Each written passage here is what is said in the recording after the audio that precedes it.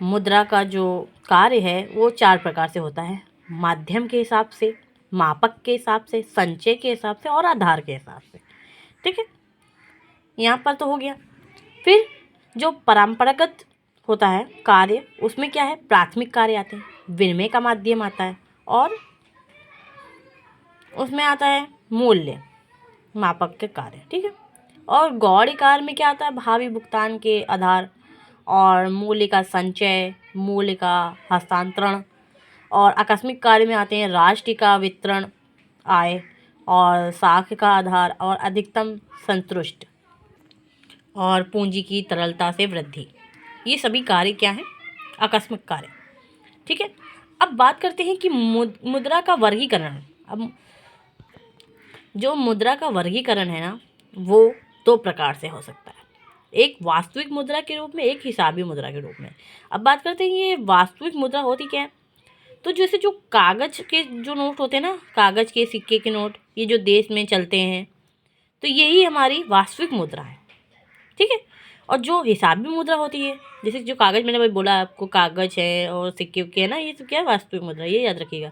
और हिसाबी मुद्रा क्या होती है, हिसाबी मुद्रा वो होती है जो हिसाब किताब में रखे जाते हैं, सौदे किए जाते हैं। ठीक है, जैसे कि 1 रुपया जो भारत के लिए क्या है, भारत के लेख के रूप में है। ठीक है, ये कौन सा उदाहरण है हिसाबी मुद्रा का। ठीक, अब वास्तविक मुद्रा आप जान गए, उसका वजन भी होता है, आकार भी होता है। ठीक है, उसको कोई परिवर्तन भी किया जा सकता है किसी चीज़ में।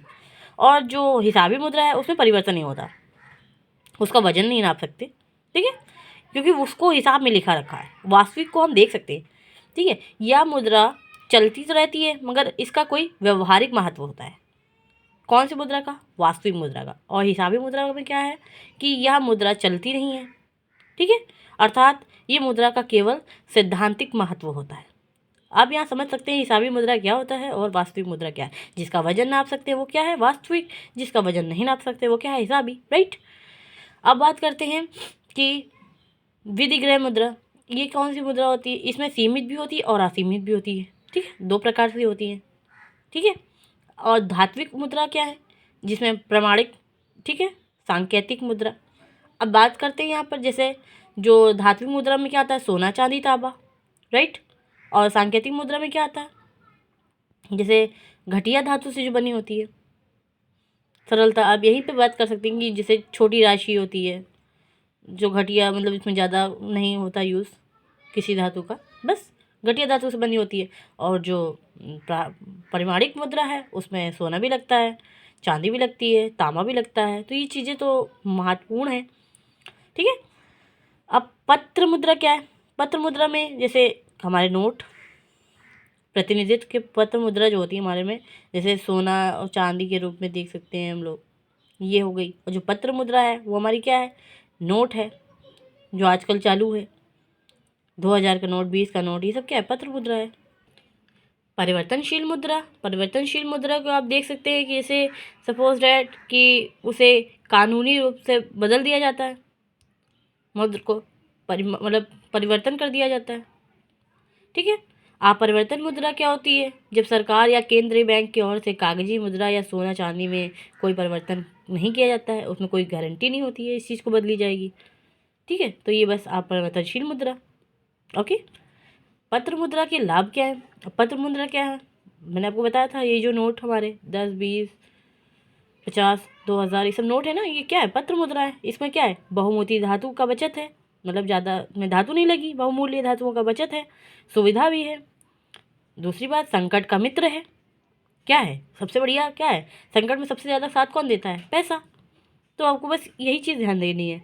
और रही बात मुद्रा, जो पत्र मुद्रा का जो दोष है वो सबसे बढ़िया आपको बता दें कि आदर्श कर। ठीक है, सट्टेबाजी को प्रोत्साहित करता है। ज़्यादा पैसा होगा, कभी कभी लतें भी बहुत ख़राब हो जाती है, सट्टा है, अब सट्टे में सब जो भी पैसा तुम्हारे पास है वो भी सब गवा बैठोगे। ठीक है, विनिमय दर में अस्थिरता आती है, यही सब चीज़ें इसके। और जैसे मान लेते हैं विमुद्रीकरण की अवस्था में कागजी मुद्रा का मूल्य शून्य हो जाता है।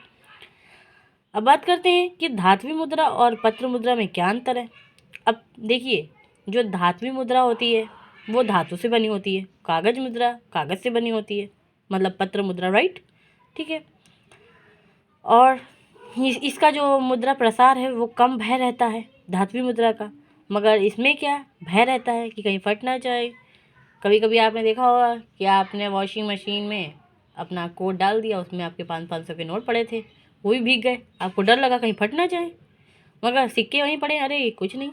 तो ये सब क्या है, धात्विक मुद्रा में हमें भय नहीं रहता और पत्र मुद्रा में हमें बहुत भय रहता। तो इसी चीज़ का भय भैया खराब ना हो जाए, ठीक है।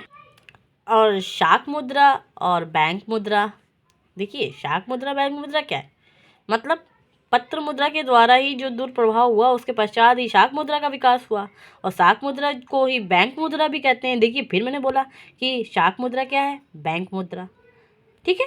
और मैंने इसका नाम पहले भी आपको एक और बताया था, इसका जो नाम मैंने पहले उसका नाम था पूर्णकार्य मुद्रा, ठीक है। तो ये जो तीनों क्वेश्चन अगर फंसते हैं तो एक ही आंसर होगा, ठीक है।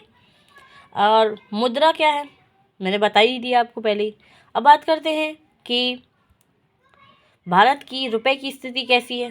तो भारत में मुद्रा की जो श्रेणी में रखा जाए तो सबसे बड़ी समस्या यही दिखाई देगी कि परिमाणिक मुद्रा में कुछ लक्षण और सांकेतिक मुद्रा में कुछ लक्षण जो पाए जाते हैं सेम होते हैं, ठीक है। और जो सांकेतिक मुद्रा होती है और प्रामाणिक मुद्रा होती है इसमें भी भिन्नता पाई जाती है। तो ये सब सारी समस्याएं हैं, स्थिति हैं, ठीक है। मुद्रा का महत्व तो भैया बहुत है। जो हमारे युग चल रहा है हर क्षेत्र में मुद्रा का बहुत ही महत्व है, सर्वश्रेष्ठ महत्व है। चाहे अर्थशास्त्र हो, चाहे राजनीतिक शास्त्र हो, चाहे समाजशास्त्र हो, चाहे दर्शन शास्त्र हो, व्यापार हो, उद्योग हो, घर हो, परिवार हो, देश हो, विदेश हो, हर जगह क्या है भैया, मुद्रा ही मुद्रा है। मुद्रा ही सबकी जगह लिए हुए है, ठीक है। आज के ज़माने में पैसा है तो और कुछ नहीं चाहिए, पैसा ही सब कुछ है। ये क्या है इसका भैया महत्व, तो आप अपने हिसाब से भी लिख सकते हैं कि आपको क्या इम्पोर्टेंस पता है, फिर भी कुछ बताते हैं कि विनिमय के क्षेत्र में मुद्रा का महत्व, उपभोग के क्षेत्र में मुद्रा का महत्व, उत्पादन के क्षेत्र में मुद्रा का महत्व, किस जगह नहीं है उसका महत्व, हर अत्यंत जगह फैली हुई है मुद्रा। आज के ज़माने में आपके पास मुद्रा है सब कुछ है, मुद्रा नहीं तो कुछ नहीं, ठीक। दैया ना भैया सबसे बड़ा रुपया, मैंने दोबारा रिपीट कर दिया इसको। तो मुद्रा के दोष, अब मुद्रा की दोष क्या है, मुद्रा एक बहुमूल्य किंतु भयानक आविष्कार, मुद्रा एक अच्छा सेवक किंतु बुरा स्वामी। मुद्रा है तो सही है मगर इससे लोगों के अंदर अहंकार भी आ रहा है, ये भी आप लिख सकते हैं। मुद्रा एक आवश्यक बुराई भी है, मतलब मुद्रा आ जाता है तो हम लोग अपने रिश्ते नाते सबको भूल जाते हैं पैसे के चक्कर में, क्योंकि संकट के समय सिर्फ और सिर्फ मुद्रा साथ देती है, और जो हमारे अपने नहीं देते हैं तो उनको हम लोग मुद्रा के कारण ही बुरा बोलते हैं।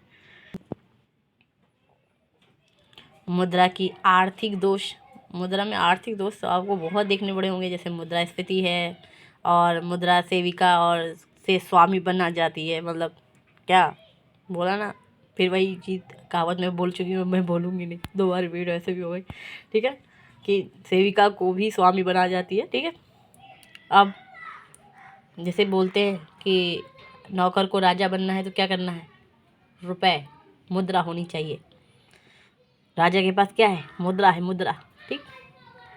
अब बात तो यहाँ क्लोज हो गया, अब आते हैं बैंकिंग पे, ये मुद्रा चैप्टर क्लोज।